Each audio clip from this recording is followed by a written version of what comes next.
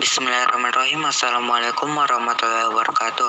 Perkenalkan, nama saya Muhammad Yusuf dari kelas 11 MIA 2. Saya akan menjelaskan mengenai materi sejarah kebudayaan Islam, yaitu Al-Walid bin Abdul Malik. Terdapat 4 submateri. Yang pertama yaitu biografi, kedua awal kehidupan, ketiga kekhalifahan, keempat mangkat. Materi pertama yaitu biografi. Berkuasa pada 8 Oktober 705 sampai 23 Februari 719, 9 tahun 138 hari. Pendahulu Abdul Malik bin Marwan, penerus Sulaiman bin Abdul Malik, lahir pada 668 di Madinah, wafat 23 Februari 715, Wangsa Umayyah Marwani. Nama lengkap Al-Walid bin Abdul Malik. Nama dan tanggal periode kekhalifahan Umayyah 661 sampai 750. Ayah Abdul Malik bin Marwan, ibu Walada binti Al-Abbas, pasangan Ummu Abdullah binti Abdullah, Izza binti Abdul Aziz, Ummul Banin binti Abdul Aziz, Syai Afri binti Perostiga, anak Abdul Aziz, Yazid Ibrahim Masrur Al-Abbas, agama Islam. Materi kedua mengenai awal kehidupan. Al-Walid lahir pada tahun 668 di masa kekuasaan Khalifah Muawiyah bin Abu Sufyan. Dia merupakan putra tertua dari ayahnya Abdul Malik.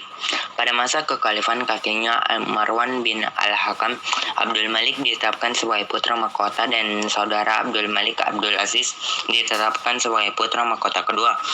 Dengan demikian, saat Abdul Hakim sebagai pewaris peninggalan Abdul Malik berkeinginan agar tahta diwariskan pada putranya, tetapi Abdul Aziz menolak menyerahkan statusnya. Namun perselisihan dapat dihindari lantaran Abdul Aziz meninggal pada Mei 705. 5 bulan kemudian Abdul Malik mangkat. Al-Walid kemudian mewarisi tampuk kekhalifahan tanpa ada halangan. Materi ketiga mengenai kekhalifahan. Penaklukan dan pemerintahan. Al-Walid melanjutkan kebijakan ayahnya untuk meluaskan wilayah kekhalifahan. Tidak ada yang menentang kedudukannya sebagai khalifah sebagaimana pada masa ketiga dahulunya, sehingga Al-Walid dapat lebih memusatkan perhatian dan upaya menaklukkan di timur dan barat. Masa pemerintahan dipandang sebagai salah satu periode terkuat khalifah. Keberhasilan dalam masa kekuatan Al-Walid tidak terlepas dari para gubernur berpengaruh yang berkuasa atas namanya. Sepupunya Umar bin Abdul Aziz ditunjuk sebagai gubernur di kawasan Hijaz, dan dia berhasil meredakan ketegangan yang disebabkan luka politik antara pendudukan setempat dengan pihak Umayyah. Al-Walid menarik perhatian besar pada pengembangan militer. Dia membangun angkatan laut terkuat pada Umayyah dan menjadi kunci penting penaklukan Iberia.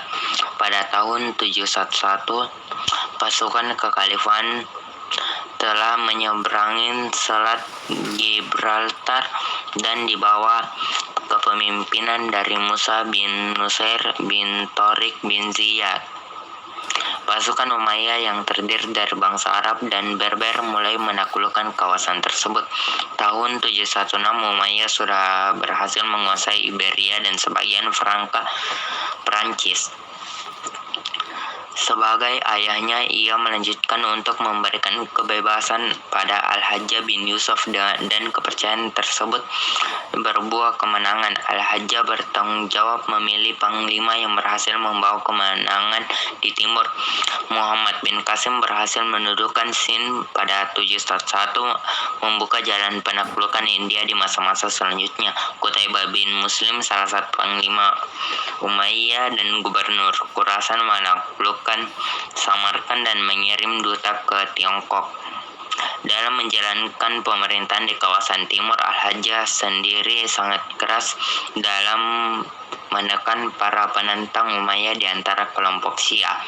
Keadaan ini membuat mereka mengusir Madinah mengungsi ke Madinah dan hidup dalam perlindungan Umar Abdul Aziz di sana. Al-Hajjaj mengkritik Umar karena dinilai terlalu lemah terhadap para penentang yang berpotensi menggoyangkan kekuasaan Umayyah, sehingga dia meminta Al-Walid untuk memberhentikan Umar. Al-Walid sepakat, kemudian mengangkat Utsman bin Hayyan sebagai gubernur Makkah dan Khalid bin Abdullah sebagai gubernur Madinah. Keempat, mengenai mangkat, Al-Walid berencana untuk mengangkat putranya sendiri, Abdul Aziz, menjadi putra mahkota pertama mengenaikan Sulaiman. Rencana Al-Walid didukung oleh Al-Hajjaj dan Qutaibah bin Muslim. Sulaiman sendiri menolak untuk menyerahkan kedudukannya saat diminta Al-Walid.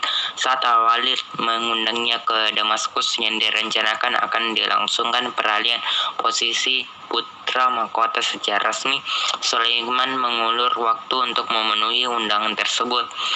Al-Walid mangkat pada tahun 715 sebelum rencana tersebut diresmikan. Pemuka Umayyah kemudian melantik Sulaiman sebagai khalifah yang baru. Al-Walid sendiri kemudian dikebumikan di pemakaman Bab Asyashir. Tidak ada artikel yang menyebutkan bagaimana cara dia kematiannya. Sekian dari saya, kurang dan lebihnya mohon dimaafkan. Wassalamualaikum warahmatullahi wabarakatuh.